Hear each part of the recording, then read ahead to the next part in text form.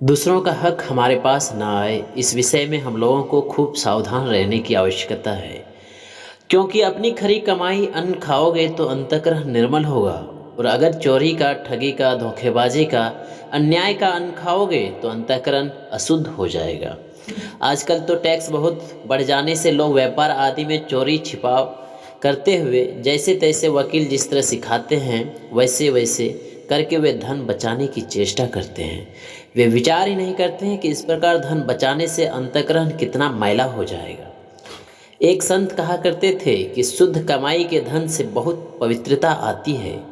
उनके पास एक राजा आया करते थे। एक बार राजा ने उनसे पूछा कि महाराज, आपके यहाँ बहुत से लोग आया करते हैं और आप भी कई लोगों के घरों में भिक्षा के लिए जाया करते हैं।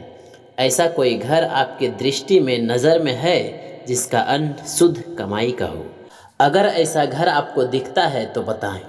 संत ने कहा कि अमुक स्थान पर एक बूढ़ी माई रहती है, उसके घर का अन्न शुद्ध है, वह उनको काट कर उससे अपनी जीविका चलाती है। उसके पास धन नहीं है, साधारण घास फूस की कुटिया है, परंतु वह पराये का हक नहीं लेती, इस कारण उसका अन्न शुद्ध है। ऐसा सुनकर राजा के मन में आया कि उसके घर की रोटी मिल जाए तो बड़ा अच्छा होगा। राजा स्वयं एक भिखारी बनकर उसके घर पहुंचा और बोला, माताजी कुछ भिक्षा मिल जाए।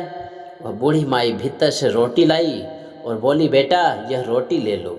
तब राजा ने पूछा, माताजी एक बात बताओ कि यह रोटी शुद्ध है ना, इसमें पराया हक तो नहीं है?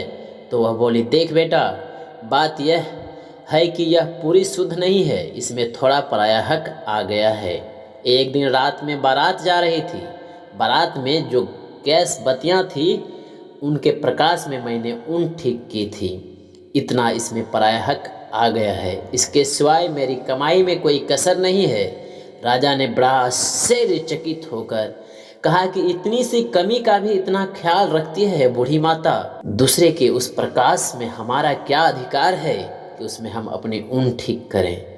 इसी से आप अंदाज़ा लगा सकते हैं कि पराया हक का ध्यान किस प्रकार रखना चाहिए और किस प्रकार से अपनी शुद्ध कमाई का अन्न खाना चाहिए, ताकि हम लोगों का अंतःकरण निर्मल और पवित्र हो जाए। यदि यह जानकारी और कहानी आप लोगों को अच्छी लगी तो इस YouTube चैनल को सब्सक्राइब ज़रूर कर लीजिएगा, ताकि इस तरह की अच्छी कहानी मिलती रहे।